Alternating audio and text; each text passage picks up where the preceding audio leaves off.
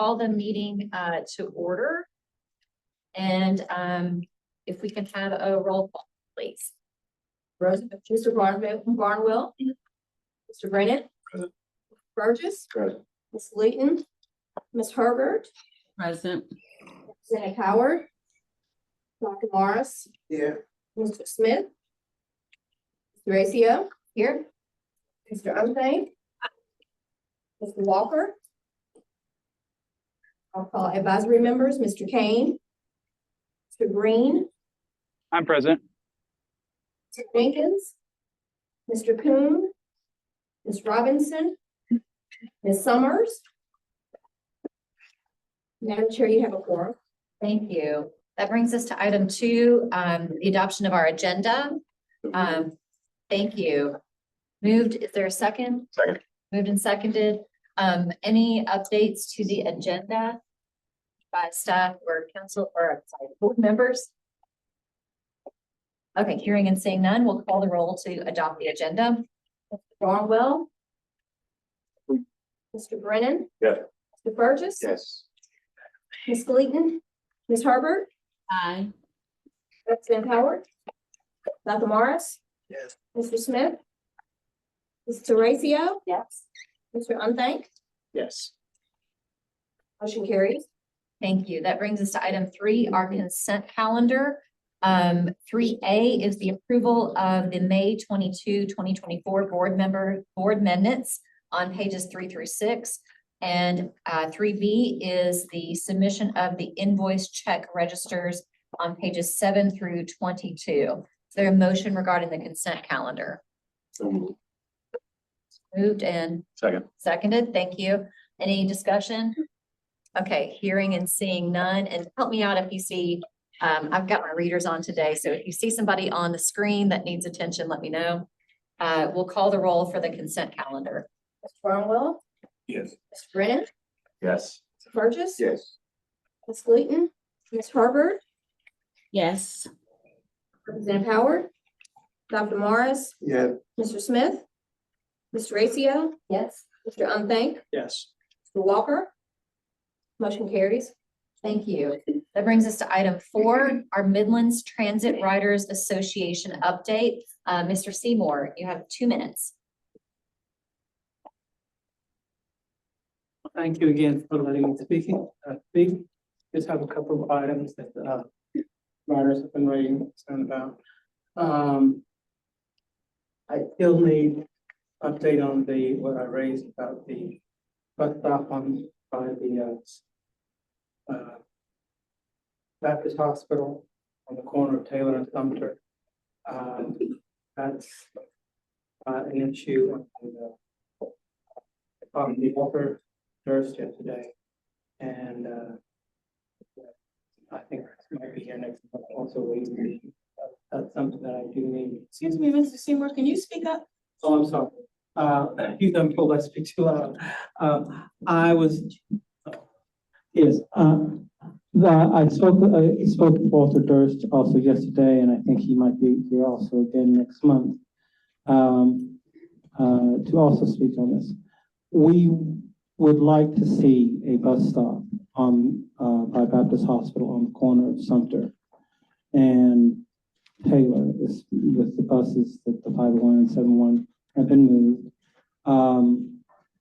That's a busy intersection even when it's not lunch hour or busy traffic time. So, I do need, Ms. Bowers was supposed to get with you on that after the last meeting. I would like to get with you on that, and we would like some sort of written progress report on that. The other issue that we would like addressed is to Mr. Pearl.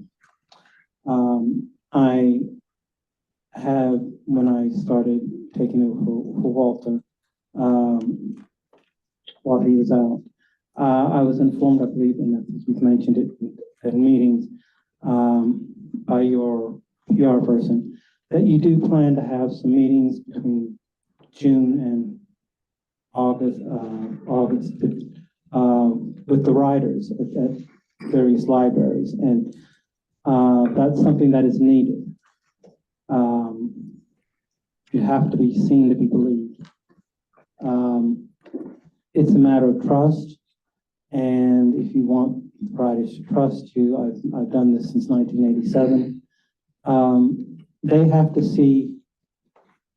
It's nothing, not an attack on you or the COMET, sir, but I'm speaking from 30 years of experience here. That we do have two other people. Okay, wanting to do public but comment. so those are the two issues, the bus stop, and we would like to be kept in contact on, when those meetings plan to be, because especially this would be the best time to do it, would be with the school year being out, because people can manage their schedules a lot easier now. They can bring their kids in, whatever. Thank you. Thank you. Thank you. I can leave that right there. Raymond Joyner. Sorry, that concludes our Midlands Transit Riders Association update. Number 5 is the call to the public. And those folks will have 2 minutes. And yes, Mr. Joyner. Okay. The reason why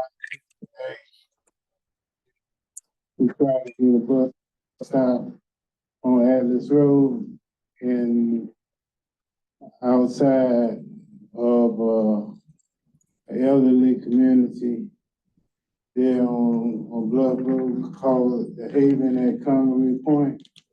We have a lot of people that want to ride the COMET, but it's a little further down on the other side of the church there, Bible Way. And it'd be nice. I called and asked, could they get a bus stop there? They said they were working on it, but it takes a little while. They have to go through so many different channels. But I just want y'all to put a bus stop there, and that'll be greatly appreciated. Thank you. Yes, and Mr. Green, I see your hand, but we'll finish our public comments. And it's Mamie Jackson.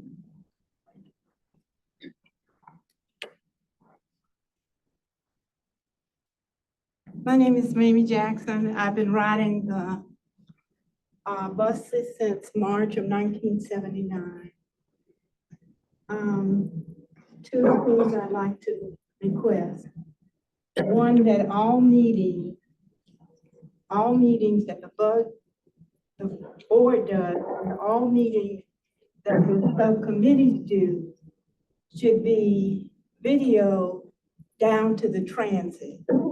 We have a large screen in the transit that does nothing but list the times that the buses are due. It does not, on the schedule, it does not list when the buses will get there. It's only put for the schedule. Second thing is there are no schedules at the bus company. The buses change schedules all the time without notice to the riders in any fashion. And sometimes not even riders notice to the drivers. I thought it was one other thing. And would request that the bus company started putting comment cards down at the transit. You do not have any public information for riders at the transit. The comment cards have been removed off of the buses so that riders will not put those comments down. And we need a place, well, I get mine. We need a place that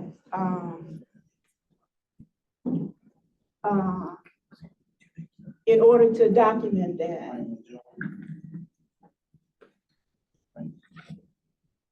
I've forgotten what the last thing. Thank you. Thank you. Okay, Mr. Green, you had your hand up. Did you? I see that it's down now. Okay. Yes, I'm sorry, Madam Chairman, that was an accident. Okay, thank you. That will bring us to item 6, our discussion and action items. 6A is the proposed amendment to the bylaws that can be found on page 23 of our packet.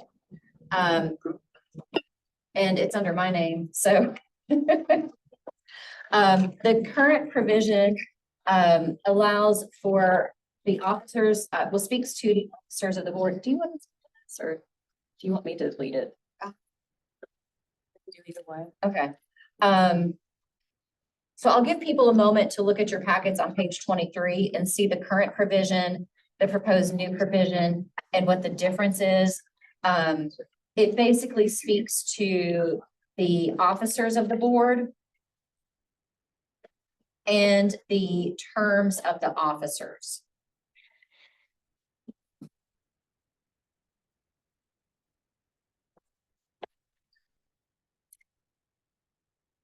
All right. Do you want to speak? Yeah, and as you'll see, this is in response to, I think, a request from the board that the bylaws be amended such that officers can serve 2 consecutive terms. So that's really the significant change here. And so what you have is the current provision, which does not allow that. That proposed new provision, which basically says officers shall hold a 2-year term and may serve 2 consecutive terms. So that's the change here. And then there's an explanation of the difference. So I think that language change should capture what the board wanted to achieve. Thank you. Yes, Dr. Morris. Madam Chair, officers may serve. However, voting for this, I feel that if I vote for this, then I should be available to serve. And therefore, I abstain on this before, and I will do the same today. Thank you for that explanation. Any discussion, or is there a motion regarding this item? So move. Second. Moved and seconded. Thank you. Any further discussion? Okay, hearing and seeing none, we'll call the roll for that motion. Brennan, Yes. Burgess, Yes. Ms. Gleason. Madam Chair, we have Ms. Gleason on the line now. Okay, thank you. Ms. Herbert, Aye. Representative Howard, Dr. Morris, Abstain. Mr. Smith, Mr. Racio, Yes, Mr. Umthang, Yes. Walker. Motion carries. thank you. And so that will bring us to 6B, the election of officers. I believe in the past, we have started with secretary and then gone up from there. Madam Chair, I want to make a motion to nominate Mr. Roosevelt Barnwell for secretary. Thank you. Moved in, So. seconded, okay. Any further nominations? Do I need to do other nominations? Okay, all right, hearing and seeing none, we'll take the vote for secretary. Barnwell, Mr. Brennan. Yes. Mr. Burgess, Ms. Gleason. Ms. Herbert, Aye. Representative Howard, Dr. Morris, Yes. Mr. Smith, Mr. Racio, Yes. Mr. Unthank, Yes. Mr. Walker. Motion carries. Thank you, and thank you for your willingness to serve. Okay, that will bring us to treasurer. Is there a motion regarding the position of treasurer? Dr. Morris serve another term as treasurer. Thank you. Madam Chair, Yes, Dr. Morris. heard explanation earlier. Thank you for the that I happily. All right. Do we have a substitute motion, I guess? Make a motion that we leave it open to see if Mr. Smith want to serve as treasurer. Okay. That's moved. Is that need a second? Please defer that. We could just defer. We can move to defer that position. But I do think we need to take a vote to defer. So we've had a motion, we need a second to Second. defer. Okay. We'll vote to defer the position of treasurer. Mr. Barnwell. Yes. Mr. Brennan. Yes. Mr. Burgess. Yes. Ms. Leeton. Yes. Ms. Herbert. Aye. Ms. Howard. Dr. Morris. Yes. Mr. Racio. Yes. Mr. Unthank.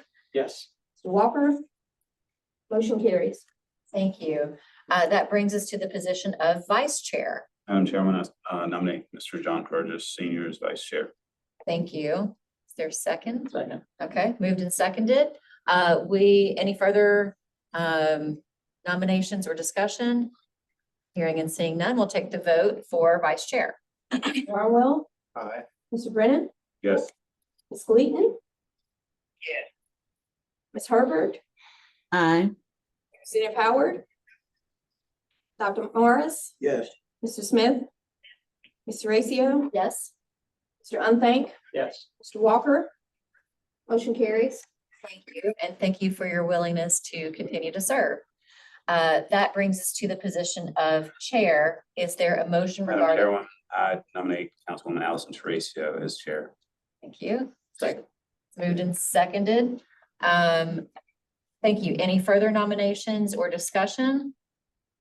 All right, hearing and seeing none, we'll take the vote for position of chair. Mr. Barnwell. Aye. Mr. Brennan. Yes. Ms. Burgess. Yes. Ms. Leeton. Yes. Ms. Herbert. Aye. Ms. Howard.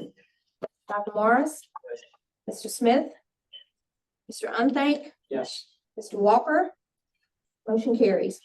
Thank you, and thank you for your support and trust. Thank you for your continued service. Thank you, Councilman I Brennan. appreciate it. All right, that brings us to 6C, Phoenix Mobility Rising presentation. That's Melanie Dalton. That can be found on pages 24 through 42 of our packet.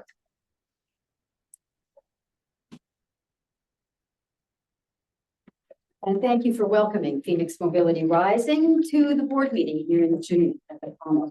My name is Melanie Dalton, and I'm the Senior Community Development Manager for Phoenix Mobility Rising in South Carolina. Our Executive Director, Valerie Leffler, is joining us virtually. There she is. She made a really valiant attempt to join us in person yesterday, but unfortunately weather conditions sent her back home, weather conditions in the Midwest, and she just never made it here. But she's with us on the screen and certainly in spirit. So, and in a minute, Valerie will share with you, provide with you the information about our presentation today on the Midlands Transportation Assistance Hub. But first, let me bring you up to date a little bit on what has been happening, because Phoenix has been providing transportation and access to transportation here in the Midlands, in the Richland and Lexington counties for since 2018.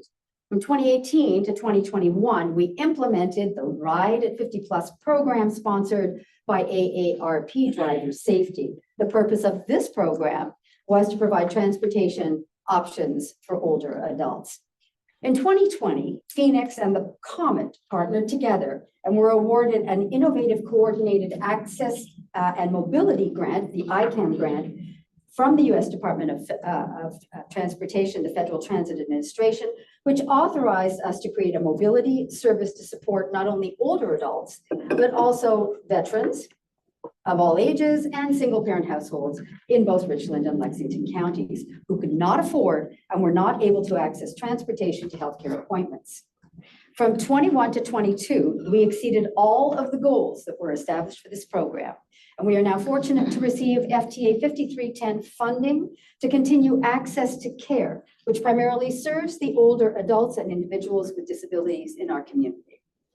In the last 3 years, Access to Care has provided more than 8,000 rides, bringing the total rides provided both through AARP Ride at 50 Plus and Access to Care to approximately 10,000 rides in the last 5 years. This year, we are proposing to expand our service in partnership with the COMET even further by creating the Midlands Transportation Assistance Hub to support additional individuals seeking transportation access to not only healthcare, but employment, groceries, and other social determinants of health. At this point, I introduce you to Valerie Leffler, who will continue with the presentation. And please, as already mentioned, you'll find the slides and the information, including the letters of support, in your packet on pages 24 to 42. Valerie. Wonderful. Thank you so much. And it is an honor to be here today. And thank you so much for your patience with the travel situation. So Phoenix's mission is to create mobility solutions for the health and well-being for every person in every community. And we do that with an emphasis on looking at health equity. And while we've been absolutely thrilled and honored to deploy the Access to Care program and the Right at 50 Plus program, what we're proposing to do with the many community partners that we've established with the COMET is to establish a new model that we've deployed in Wisconsin, Michigan, and Texas as a transportation assistance hub. We have been so fortunate to have incredible partnerships with Prisma, United Way, the library, the state, the county, and just a variety of different partners on the public and private sector. And we've got letters of support in the packet from many of these partners that really just indicate we're on the right track. And this is a model forward in how to take the impact that we're able to provide in partnership with the COMET to the next level. So you may be asking, what is a transportation assistance hub? So there are four main components. First is staffing. So there are 3 positions that are part of this program. The first is the community development manager, which Melanie currently serves in that role. The second is a mobility navigator that serves as a cross-section between a community health worker and a travel agent. And many times this role serves to support individuals who perhaps have been diagnosed with cancer and they're living on, $800 a month, and they're trying to figure out, how am I going to get to 64 chemo appointments? What is the best way to optimize my budget? Supporting refugees or re-entering citizens who have complex transportation barriers, but really providing that hands-on mobility management. In addition is a sustainability outreach position that will help source funding and programmatic resources to support the rides that are needed in the community, whether they're buying bus passes or other transportation. Next, in one of the most signature parts of the Transportation Assistance Hub is the technology. We operate a mobility as a service platform that has a mobility wallet that I'll share a little bit more about in detail. In addition to that, we have community support from a mobility leadership circle that gets together on a quarterly basis, as well as publishing paper copies of directories of the different transportation options in the community, as well as any of the subsidy programs that may be available. And finally, from a capacity perspective, we leverage all the existing transportation programs or providers in the region, from obviously the COMET and the public transit services, but also volunteers, Uber, TNC's other small businesses in the community. And these 4 pieces come together to provide the Transportation Assistance Hub. One of the key things that we often have a lot of questions around is, how do we sustain this program? So Phoenix has been working, we're only 6 years old, and our annual budget is over $7 million. We're operating in partnership with major organizations such as the Ford Motor Company. We have, I said, partnership from Michelin here locally, as well as the National Institute of Health. And there's over 130 federal agencies that provide federal dollars in the transportation space, but most of them require some level of match. And that's where the partnerships with corporations and major partners in the community come in. And Phoenix specializes in, with this Transportation Assistance Hub, not only finding funding to support the hub itself, but also the rides that are needed in the community.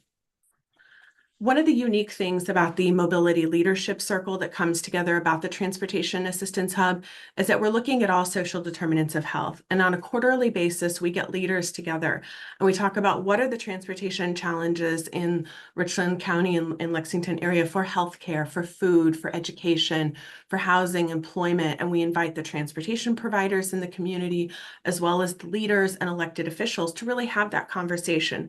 A lot of times at the healthcare space, they talk about the healthcare transportation challenges. In the education space, to talk about the education transportation challenges.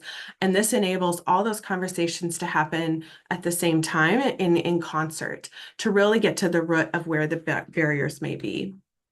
With the Transportation Assistance Hub, we also deploy a technology called Catch a Ride. It's an app in the App Store that can be downloaded. We also have a call center that supports it for anybody who's not able to use a smartphone, but it enables kind of a one-stop shop experience for all the transportation providers in the community who become a part of the platform. So that would be the COMET, Uber, Senior Express, Compassionate Transportation, Priority, Volunteer Drivers, Senior Rides of Lexington, as well as the taxi companies, Checker Yellow, Blue Ribbon, and other small businesses. One of the most innovative components of the Transportation Assistance Hub and the Mobility as a Service technology is the ability to provide what we call a mobility wallet. And what a mobility wallet does is, I'm going to show a quick video here, is enables a rider to be able to book rides from a variety of different providers under a specific funding source.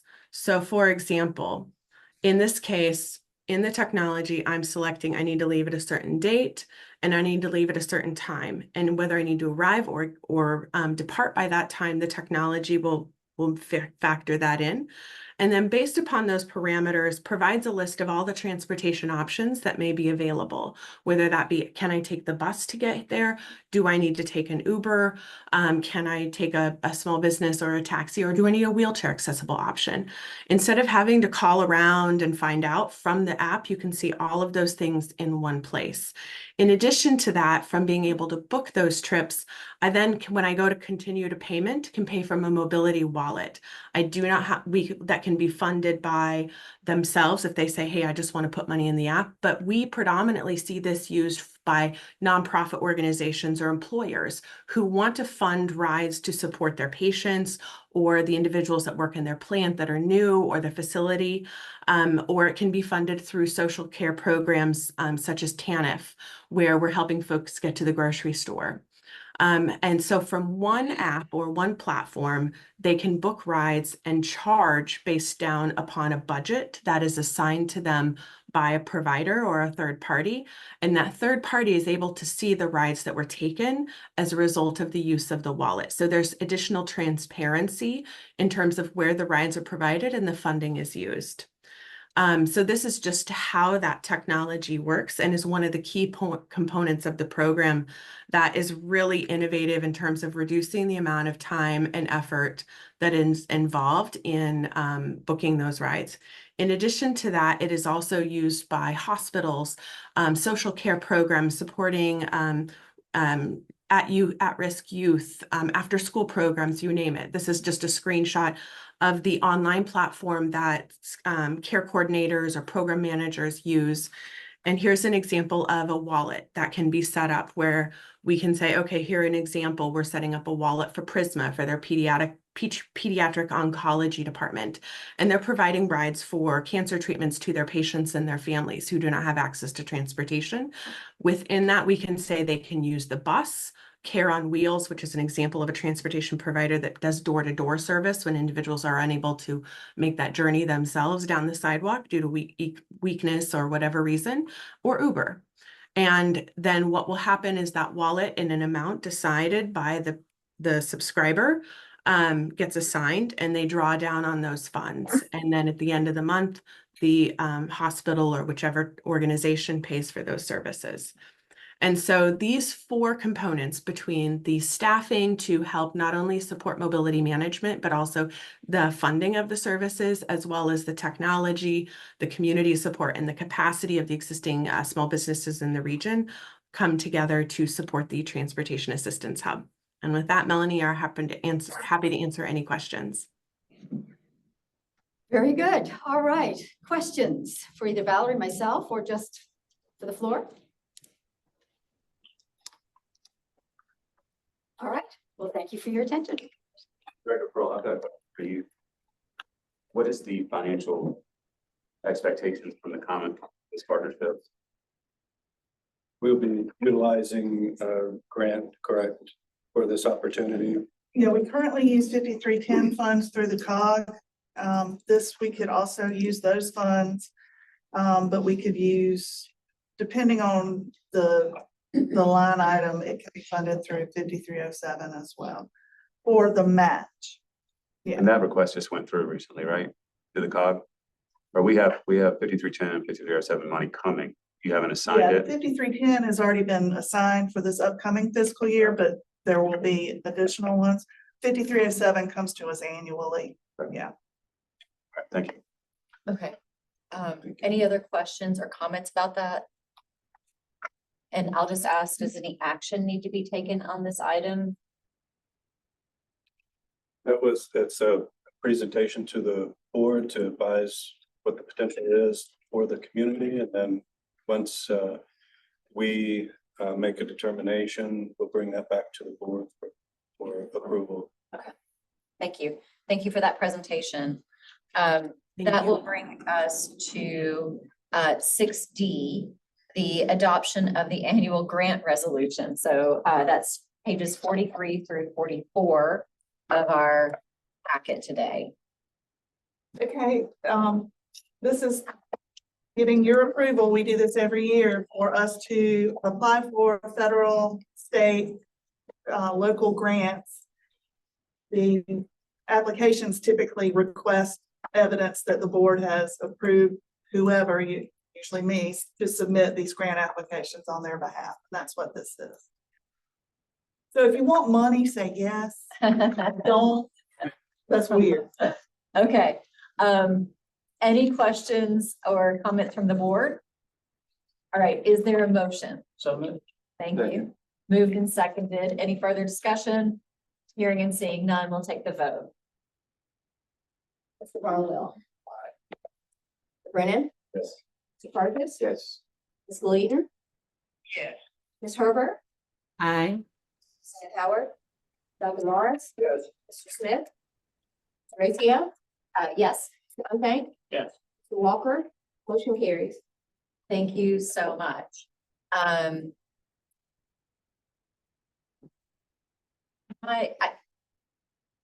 We don't usually do this, but I guess a question I would have is, does this need any kind of reconsideration so that you can move forward on it? Can you move forward on it just given that vote? Forward with that. You'll have to sign it, and I think our attorney has to sign it. That looks good. Perfect. Okay, thank you. That'll bring us to 6E, the Vision 2040, which is probably more like Vision 2050 messaging. Mr. Brennan. Yeah, so now is a very important time frame for the COMET to put forward vision for consideration of the new penny tax that the county is discussing. It's made its way through several citizens transportation meetings and also some transportation ad hoc committee meetings at the county. Is this, Mr. Silver, are you going to present on this? What's staff, Mr. Pearl, who's going to go over? I guess the biggest takeaway from today is having the board educated and on the same page messaging wise about what our expectations and goals are for the request for the comment for the penny. And Mr. Silver is here. Okay. Perfect. Well, Mr. Pearl, I'll hand it to you to introduce Mr. Silver. Mr. Silver. Yes, thank you. Those documents, I believe, are in their packets, right? The latest iteration. We've got some printed ones if that is. What this information is, it was the attempt of working with and servicing your vision committee and some of the discussions that they've been having in terms of, if you will, the issues out there and making sure that we can communicate both with members of county council as well as the general public about the impact or what you can do with these funds. Will, one of the things I'm not certain about, I know there's been a little bit of arm wrestling internally. So my first question is, I want to make sure this is reflective. We went through several iterations of it. I think that's part of why y'all are meeting on this today. This is everything we understood. By the way, what we did, there have been two or three issues in the comment, at least the meetings I've been in. Madam Chair, you're certainly closer to it with your work on council. Where a couple of questions and confusion came from. So what we tried to do a couple of things. A lot of questions and asked the COMET how it compares literally to the roads program, where there's some areas that it doesn't. And so one piece that was created in a very simple form was the different ways the COMET operates differently or impacts differently. The biggest of which is on the roads and infrastructure, they can set a fixed budget and however that spends and work through for the 25 years. For the COMET, you have an annual operating cost. So when in their internal work, they went from, for example, looking at a 20-year run to a 25-year run, that on the roads program, it just creates more money over 5 more years. For the COMET, it's 5 more years of the penny, but it's 5 more years of incremental additional operating expenses. I believe when it was at 20, please will correct me, there was some thinking of the $900 or $960 million number in 22 years. 22 years. Then the county went up to 25 years, but they kind of kept the position they had for, for the COMET, where they had fixed a number when it was going to be a 22-year run. The other thing, the other piece of it does talk about the COMET's vision. And in particular, the 4 areas where in your present plan as envisioned by the Vision Committee, have the 4 areas of expansion. I'm not going to repeat them here for the board, but they're right here in this packet for you. And then it is our understanding, by way of certainly staff, if not the committee, that at the 20% that the COMET cannot implement those expansions as well as maintain its base. Now, I'm a parrot here. I'm just repeating what I've heard or coming out of the conversations from the thing that we have reflected in its simplest form and something easy to grasp and read. And so I think the questions and decisions for y'all here today, but where the county ended up yesterday, please correct me if I'm wrong, or Allison, if you want to share, they got some continued and new information. Something that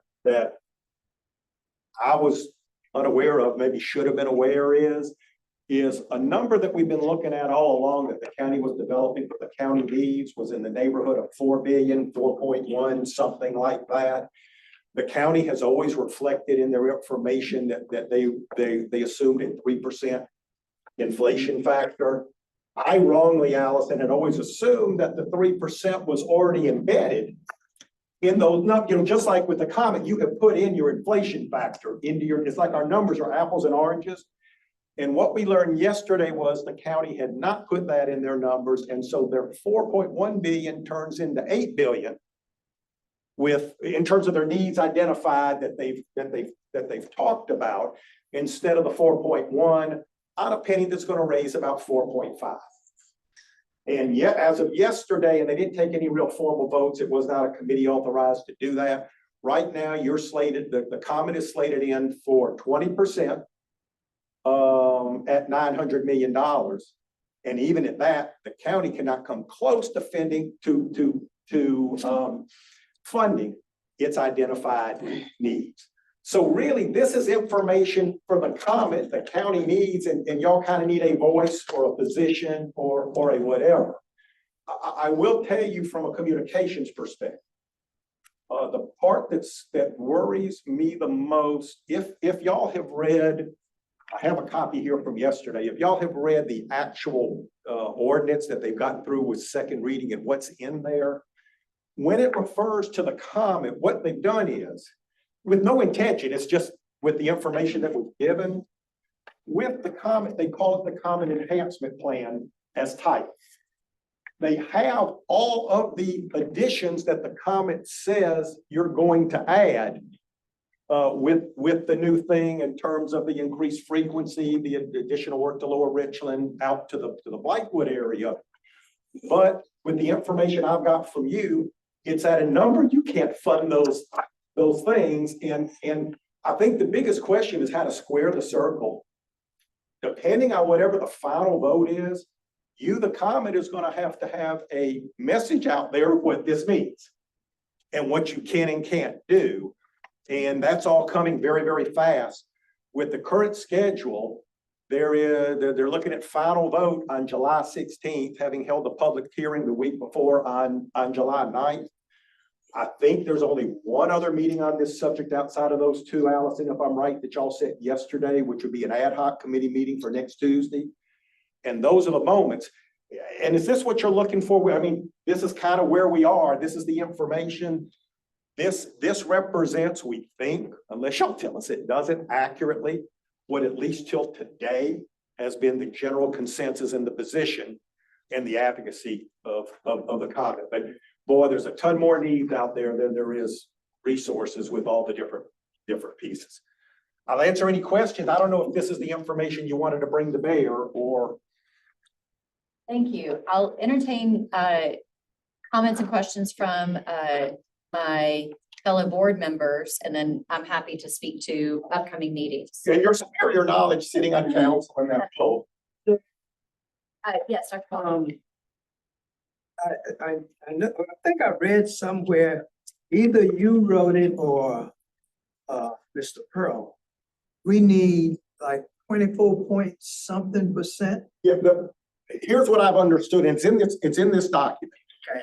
The ask that you're making, and just please correct me, the ask that you're making is a reduced ask from where you were originally. You've decreased your inflation factor to 4.5%, even though you're concerned about it, given the record. And your ask is at 1.1, which is right at 24%, give or take a shade of a point or two, which, as I understand it, with some grants, with some other kind of matching money, that you believe, even with that, at the 1.1, I think you still look on paper like over 25 years, you're going to run a 400 million, if I remember that correctly, deficit based on your projections, based on your needs, you know, with your internal sheet. But there's a belief that with grants, with other things, and over the 25 years, you can make that work at the 1.1. There was another, Will, correct me if I'm wrong, at one time there was some talk of a compromise of doing something at about 9.6, 960 million. But where it sits right now is at 900 million at 20%, with 80% going to the combination of other road projects. Thank you. Thank you. Is that clear as mud for everybody? Okay. Happy to entertain other questions. It's a lot of numbers getting floated around. I have to write things down and look at graphics and remind myself pretty constantly of these. I would encourage my fellow board members. There will be a Richland County Council Transportation Ad Hoc Committee on July 2nd at 1:30 p.m. So it's a full afternoon of committee meetings and a regular meeting. And then, like Mr. Silver said, we will have a regular session council meeting on July 16th at 6 p.m. And maybe we could get that circulated to the full board in writing, and maybe even help it get on people's calendars if we need to, so that those of us who wish to go up and speak up for the COMET. One thing that I will add from yesterday, and I was showing Mr. Brennan this, is that when we were looking at, we meaning County Council, we're looking at all of the projects that were put forward as potential projects, in that equated $8 billion. The penny allocation, potential penny allocation for that would be about 3.6 billion, which would fund roughly 46% of those projects. Now, there are other funding sources, and I believe that in that $8 billion was our friends at the City of Columbia asked for all of the city roads to be repaved. So good for you. So maybe they are not. We only own 30% of the municipal roads. 70% are owned by the state. Thank you. Thank you. Hopefully our friends at the state will help us out there too. So just a third of what the COMET is asking for there, just as a note. And so then there is a number for the COMET, which indicated that our fully funded penny amount would be 1.1 billion for the 25 years. The current penny projected allocation would be 900 million, which would fund the COMET at 82% of what our penny ask would be. And so I think it's just something to point out that that's not 82% of our total budget, but rather 82% of our penny ask. And so we would still have a gap there of about $200 million to fully fund the 25 years worth of operations and expansion that we see in our vision for the future. So that's just the statement that I want to make. Yes. And I'd also like to point out that the number 4, the development of a new multimodal center, configuration of routes, the route reconfiguration, we may be able to fund. But as we all know, we cannot fund with federal money anything having to do with the multimodal center. So where Mr. Silver was saying that you can get some grant money to offset, we don't have anything to offset those dollars to do the multimodal. So it kind of skews the whole percentages as far as putting federal money with it. Okay. Anything further on this? So just so I'm understanding, you're saying there's a $200 million deficit over 25 years for operations. Is that what you're telling us? To fully fund the projected microtransit, sorry, saying that well, microtransit expansion throughout the county. So expansion of services throughout the county, including Lower Richland and Blythewood, and increasing the frequency of some existing routes as needed. $8 million a year. I believe so. So we have an $8 million shortfall if we go the route of not considering the levels of funding we get from federal outlets through COPES. And I guess my point is that there's ways to make up that $8 million, and I don't think we should get all bundled up about. You know, here we are. 8 million annually. Well, the COG just approved 7 million. Okay. Or 5307. Okay. So as the 25 years expands, I think that there'll be federal grant outlets out there to make up that $8 million. So I don't think I think getting bogged down in that number, getting from the 960 or wherever we are in some of your colleagues' minds to the 1.1 billion is going to be a heavy lift. And it's going to be, we're going to get a lot of pushback and probably good chance we fail. I guess the board's question now is, do we go with the conversations, the education, the PR marketing we put in so far, where I feel comfortable, we feel comfortable with the 960, 975 figure? Or do we really put the full court press on and really legitimize this kind of big picture, because it is a big picture plan. We believe in it.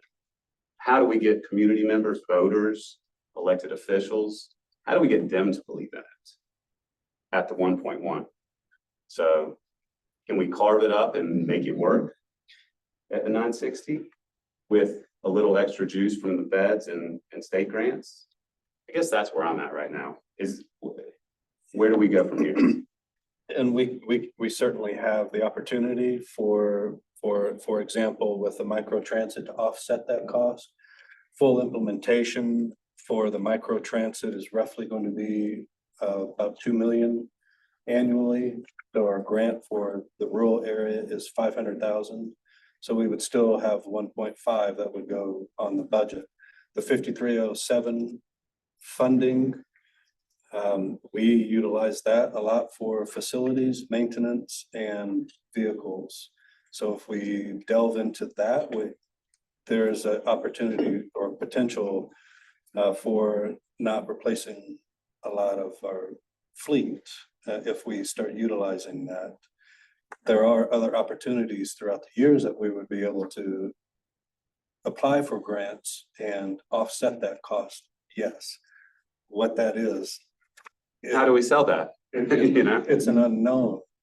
That's why we have to go off of what we have as far as what our budget, the way that we present it, where we're at right now, adding 4.5% annually, and then looking at, yes, we can offset some of the costs for microtransit, some of the costs for, because this is not inclusive of the match for buses, for software solutions, for equipment, for maintenance, to add buses for the increase in the frequency or the microtransit or the expansion.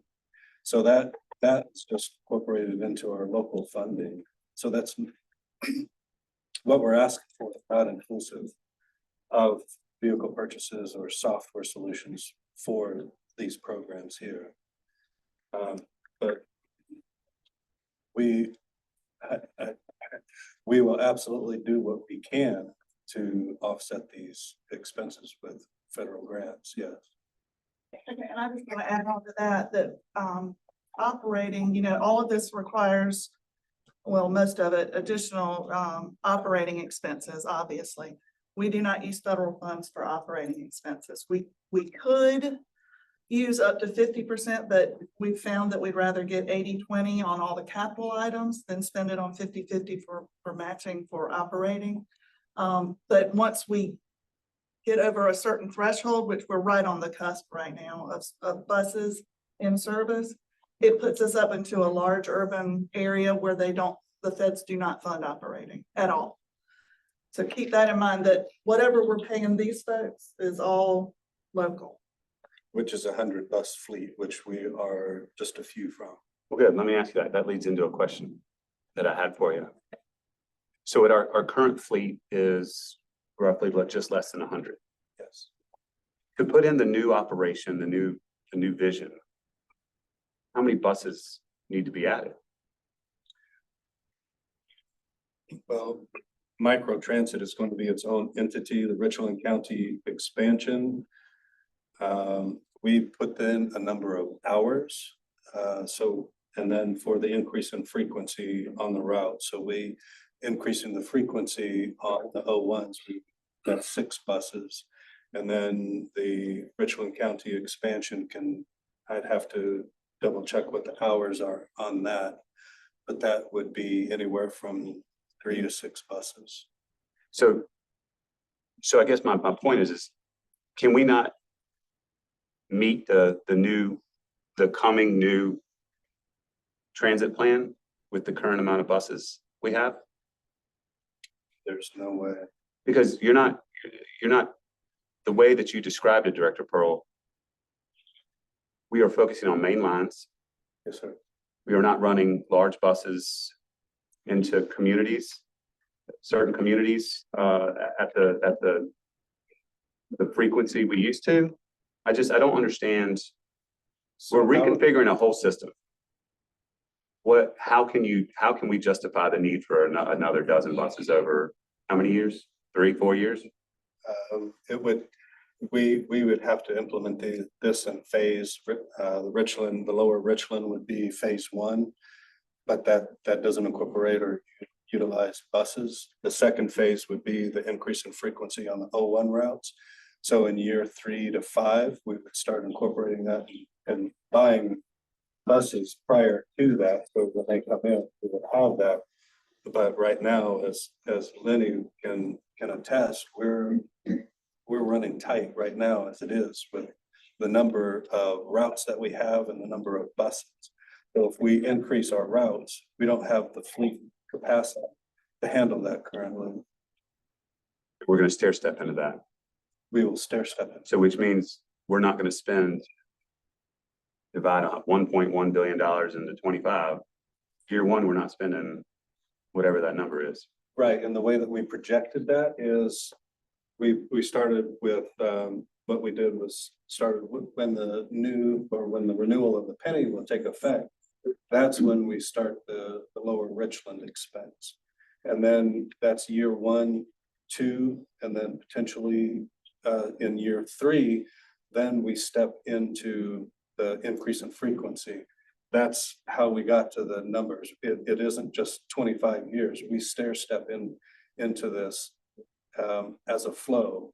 So it isn't all 25 years. Year 1 through 3 is microtransit. Year 3 through 5 is the increase in frequency. So nothing kicks in until those timeframes. Good deal. I think I just quizzed you what the county council is going to ask you. Come in front of them to.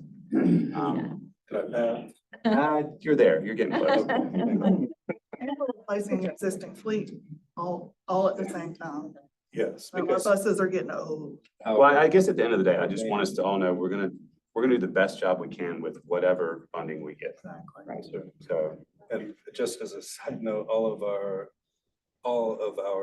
we're working on this right now because they mass bought the dart vans. So those are mass out of their useful life now. So we have to start programming and getting those in. So our buses are coming up next. So we're stair stepping into all of this instead of mass buying and then having to do this all over again in 12, 15 years.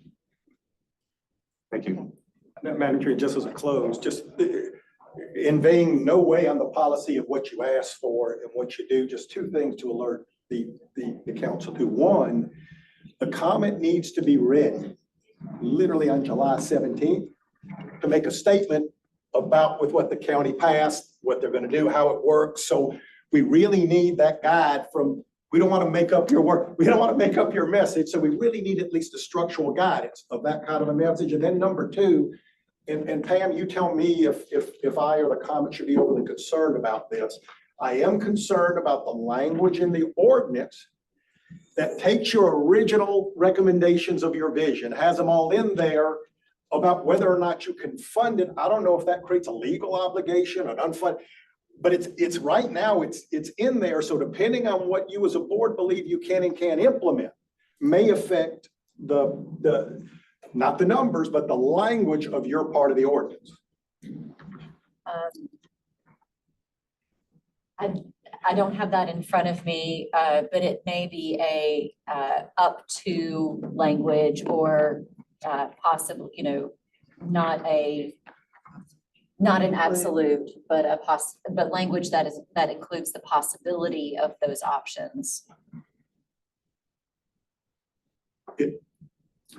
Yeah, I mean, it's a short paragraph and maybe it is that general. It reads, these projects, common enhancement projects is the title of that section. These projects target the operation and expansion of the COMET. These projects include operational sustainability, establishment of new routes, new construction and improvements to enhance rider safety and comfort, acquisition of new buses and other mode of transportation. That feels general enough that it gives you that kind of wiggle room. Thank you. Okay, anything further? And do we need a motion? What do we approve? Like, what would we I approve? mean, I don't know. Are we, approving these materials? Do we need a motion? To move forward to present to the county council what the COMET board is recommending. And what are we recommending? This number right here, 1.08 billion? Well, we can make the motion however you want to make it. Yeah, so it's up to the board as to what number they want to recommend, whether it's the 1.1 or what was it? The 960. And so but that's what the motion would need to be, so that.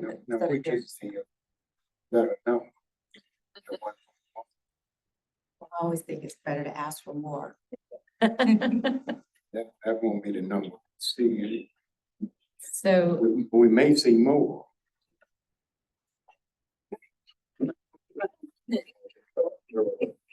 What county you live in? Well, I guess this body's concern is what's in the best interest of the COMET.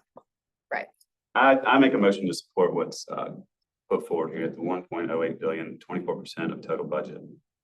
thank you. So There's a motion and a second. Any further discussion? Could MPRA have a copy of that, please? The 3 of the pages are in the packet, and yeah, I don't see any reason why we can't have a copy. Yeah. Okay, motion and a second. We'll take the vote. Barlow. Ready? Yes. Mr. Burgess? Yes. Ms. Gleaton? Ms. Herbert? Yes. President Howard? Dr. Morris? Yes. Mr. Smith? Mr. Acio? Yes. Mr. Unthank? Yes. Mr. Walker? Motion carries. Thank you, and I look forward to seeing you all at upcoming meetings.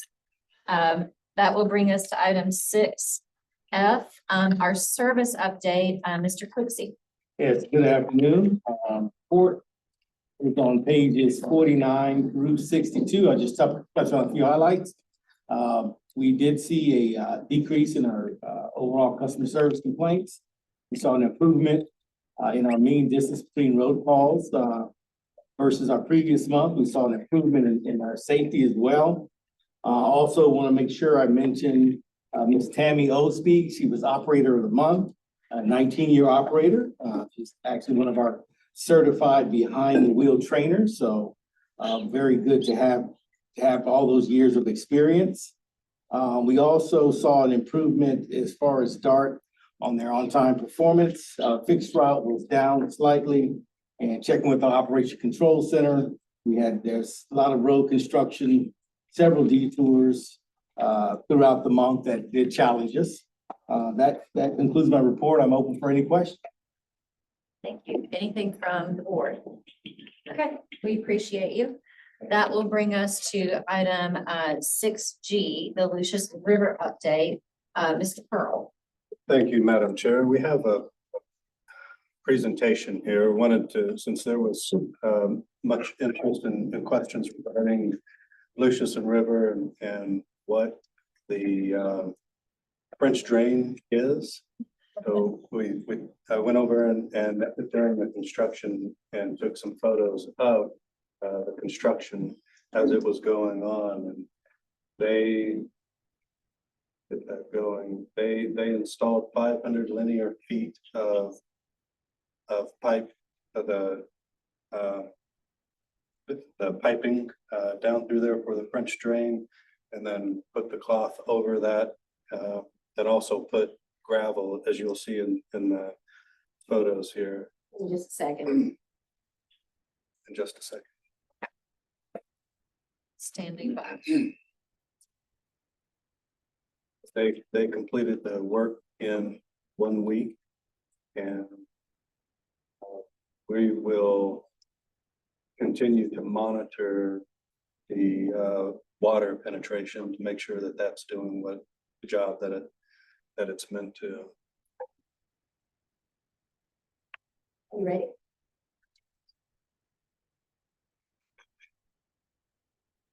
So that's the end result of where the water is coming out, and that is down at the bottom portion of the concrete pad. And then that is during construction right there. So they laid the plastic piping down first. They dug down about 4 or 5 feet, and then they put the cloth down on the sides and the bottom, and then they put the plastic tubing down.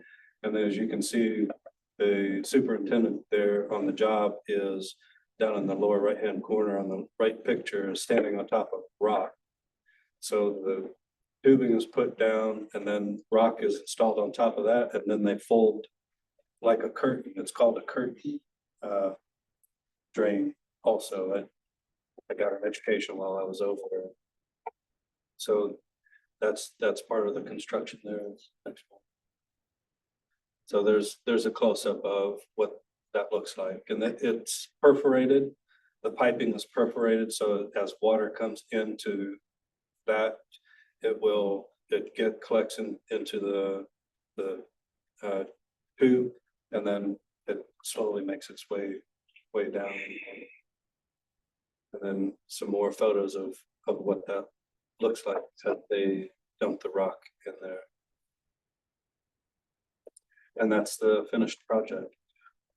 So they put straw on top of that, and then the wells are still there. You can see in the left hand photo the white plastic PVC up there.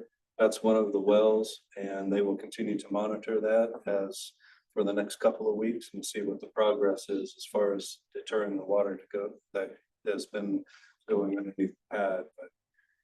But during construction, they did down in the lower corner on the left photo there, they did have a lot more water penetration down through there. There was an existing French drain there. They took that French drain out and they installed the one there. So it starts all the way up at the top by the stop sign and then goes all the way down to the drainage ditch. Thank you. Does that complete your report? Yes, ma'am. Okay. Any questions? Yes, Dr. Morris. To you, to Mr. Pearl. Do we have any warranty or guarantee on not having a water problem? The way that Terracon is the firm that installed the wells, the small testing wells, and they've encountered this issue before in other areas. One area that they mentioned was with that it had in regards to railroad track. So they applied the same in that area, and that corrected the issue as far as having water coming into that area. So that's what their first recommendation is for us to do this first, and then that should clear up this issue with water going underneath the pad. To answer your question, there's not a guarantee, no. What we're trying to do is to mitigate the water penetration underneath the pad. And this is the first step based on what they have seen with the test wells that they dug.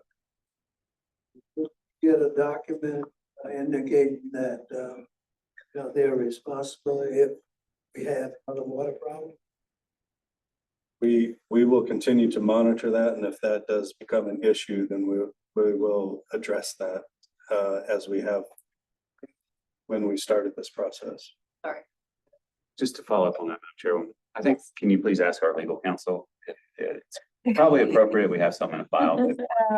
Yeah, and it's a little more complicated than that, and Ned can probably, who's been working on this, and he does construction law, but my thought is, it wouldn't be Terracon that would be liable, it would still be. GC. Right. Yeah. The, which is Brownstone ultimately. So, I think we could, go after Brownstone based on our contract with them for, if this doesn't work, for whatever, cost it's needed to fix, because it's their construction. That was my question. If this firm, Terracon, can discover an existing French drain, that should have been an alarm to the original contractor that something was wrong with this lot. So 2 days of good rain, and we will continue to work with legal on if there are any concerns after this, of course. Dr. Morris. Is Brownstone holding Terracon liable? What you know? It was Terracon's recommendation to do this. Brownstone is the general contractor. They agreed to what the recommendation was from Terracon. So I don't know that Brownstone would be able to do that. Terracon was not did not have oversight over Brownstone. Brownstone agreed to the recommendation from Terracon. I guess I just don't want to look back 2 years from now and say, we should have done this. So whatever we need to do, we need to do it now. Madam one more question. Who's paying Terracon? COMET or Brownstone? Yeah, there's a change order. It was approved as a change order, right? Yes. Thank you. Anything further on this? Excuse me, I know it's unusual, but may I Mr. say something on behalf of them? That's out of, we've already had our public input portion, so this is just for board meeting and staff. So happy to talk to you afterwards. Okay, anything further on this item from the board members? Okay, Thank you. That'll bring us to number 7, our motions period. I'm not aware of any motions. Okay, thank you. That brings us to item 8, our progress reports. The first one is the chair report and executive committee update. I've basically given all my reports from council meetings. It's been all penny all the time. So, then we'll move on to committee chairs updates. 8A is the service committee update. Mr. Fergus? From service, but I have a question for Mr. Burrow. Atlas Road. Can we put a route completely from one end of Atlas to the other? New route 47? Yeah, we have actually Route 61 travels Atlas Road from Bluff Road out to Gunners Ferry. 47. 47 covers Atlas Road as well. Where doesn't it stop at Havens at Congaree if it passes? So actually, that was one I just went out and looked at, and we will put a bus stop across from the apartment complex. That's the easy fix to put a bus stop. Side. Please stay on top of that. Over it. Yes, sir, I will. We can consider a bench out there too, seniors. Seniors and new development. I don't know why we would ever not put a bus stop and stop at a new development. Yeah, we just started getting requests from different people from the complex, and I think one was a manager. So, yeah, that's on the list to install a bus stop. Thank you. Anything further from the service committee? Okay. That moves us to 8B, our finance committee updates. Dr. Morris? Madam Chair, we held our last meeting of the fiscal year, and we were happy to have Mr. Barneswell, who sat in on our meeting. Hopefully, he would become a part, he would name him a member of the committee. And also, we were told by Attorney Baker that if we have 3 members, and that's all we have now, 2 would be a quorum. So we need 5 board members to serve on that committee.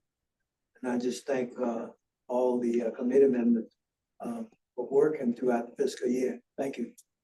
And I think that's a reminder to me to make sure I close that loop to actually assign me to your committee. Thank you all. That brings us to item 8D, the intermodal committee updates. Mr. Brennan? No update for item C or D. Okay. Cheryl. Thank you. That brings us to our executive staff updates. 8A is Executive Director CEO report. Mr. Pearl? Thank you, Madam Chair. And in the report, you can see on page 112, staff has been busy for myself as far as attending the COG board meeting, LONO meetings, some other COG transportation subcommittees and other committees within that.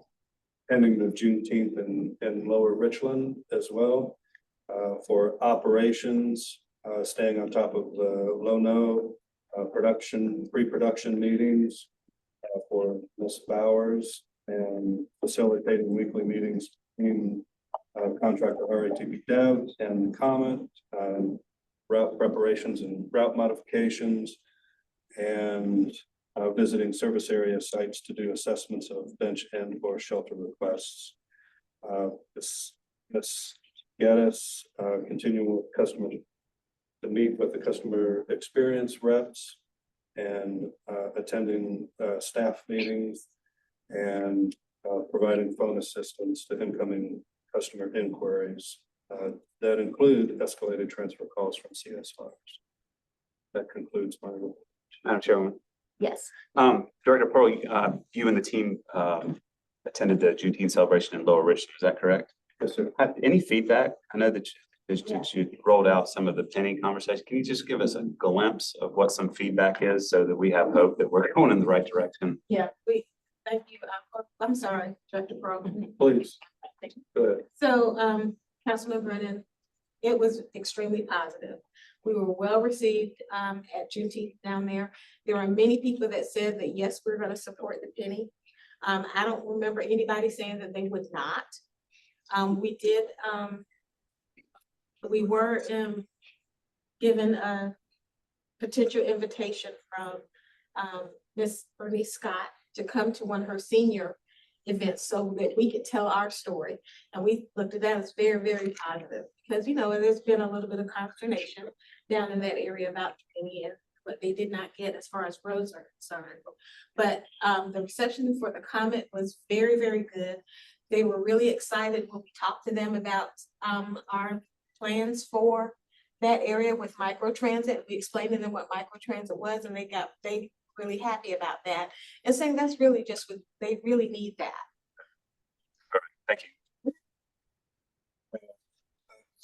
During that discussion, after the county council meeting last night, I attended the meeting yesterday, and I met with Director Maloney after that. And at that meeting in Lower Richland, I asked him to come along also as far as a coordination effort between roads and the COMET, just to make sure that we're coordinating, because if there are any issues that come up, because roads were mentioned. So I want to make sure that Director Maloney was there as well. So we have some coordination going on between COMET and county staff. Thank you. Anything further on that one? Okay. That will bring us to our Chief Financial Officer, Ms. Andrews. Good afternoon, everyone. My report is in here, page 113. Some things we don't write down, but we are in the process of trying to make some IT upgrades to us to bring us in, bring more of our things we pay externally to have our new IT manager have those up. That is what we're doing in the glamorous world of accounting and IT. Fantastic. We appreciate it. That will bring us to item, sorry, does that conclude your report? Yes, ma'am, it does. Okay, and anything from the body? Great. That brings us to 8C, our Civil Rights Officer, Dr. Prince. Good afternoon. Good afternoon. The DBE and the regulatory compliance reports are found on pages 114 through 119. The first few pages, 114 to 115, is just a summary of the staff reports, and I won't go through all that since it's listed. And on pages 116 through 119 is a snapshot of all the DBE utilization. On page 116, it reflects what the COMET has achieved up through April 30th, 2024. And we have achieved 24.9% of our goal. And we paid out $78.8 million to vendors. And DBEs received $19.6 million of that amount. On pages 118 through 119, it reflects payments that our contractor made, RATP Deb, and their utilization of DBEs. And this goes back to the beginning of the contract. This is a cumulative goal. And they have achieved 22.4% of the 20.06% goal. So they're doing very well at this point. Thank you. This is the report of the regulatory compliance and DBE utilization. Thank you. Anything from the body? Great.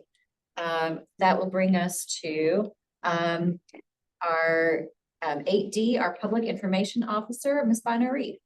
Thank you, Madam Chair. My report is found on pages 120 through 128 of your packet. I'm just gonna highlight a couple things. As mentioned earlier, we participated in the Juneteenth festivals for Columbia as well as for the Lower Richland area, and got a very, very good reception there. And people have expressed an interest in supporting the penny should it go on the ballot. I do want to talk about July 9th and remind board members that there will be a public hearing at 6 p.m. on July 9th in County Council chambers, and it would be really beneficial if as many of you as possible come. There have been some people in the community, our riders and people who support the transit system, that have also said that they would be there and would like to say a few words. So just want to encourage you all as well. Other honors and awards, Angela Jacobs graduated from Blueprint for Leadership under United Way, so join me in congratulating her on that. Program. Let's see.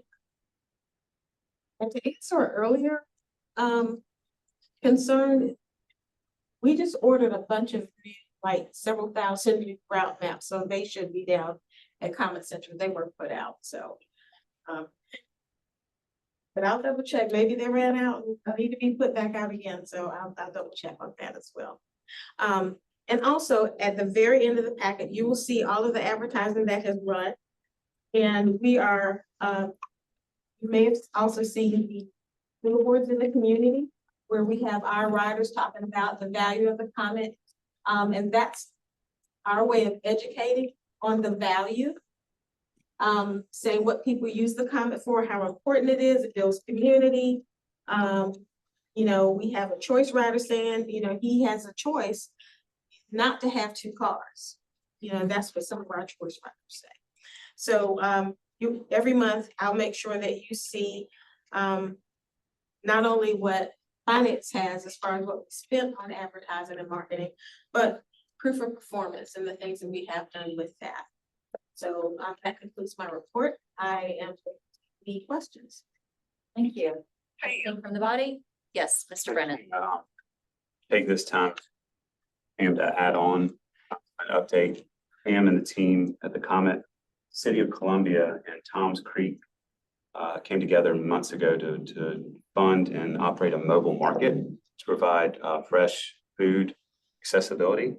And the COMET and the city are going to team up starting Tuesday, July 2nd from 11 to 4. Every Tuesday, the mobile market will be at the transit center to promote healthy food offerings, specifically for the riders of the COMET. So easy access to good quality foods. That program starts July 2nd and will run for 2 months from 11 to 4. So the first one's July 2nd. We'll have a media invitation July 19th.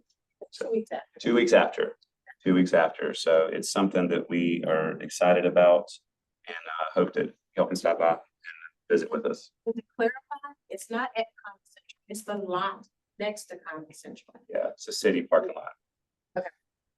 Thank you so much. And just let me echo how important that public hearing is on July 9th starting at 6 p.m. in council chambers at 2020 Hampton Street. Thank you all so much. And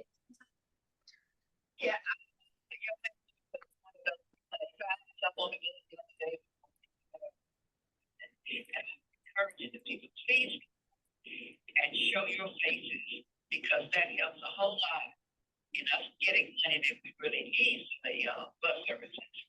And the ones that some bus said they said they was trying to people there before actions we're gonna have done, you know, and that's what we need. We need the faces to show up there. Thank you, Ms. Gleason. I appreciate you. Okay. That brings us to item 9, our executive session. 9A is legal contractual personnel, discussion of matters relating to the proposed location expansion or provision of services, encouraging location or expansion of industries or other businesses in the area served by the public body. And 9B is discussion of employment, appointment, compensation, promotion, demotion, discipline, or release of an employee, a student, or a person regulated by a public body. I don't think we have any items for executive session. Okay. That's just if needed. Okay, great. So that brings us to item 10. Let's do it. All right. Okay. Anybody opposed? Great job, everybody, today. Thank you all.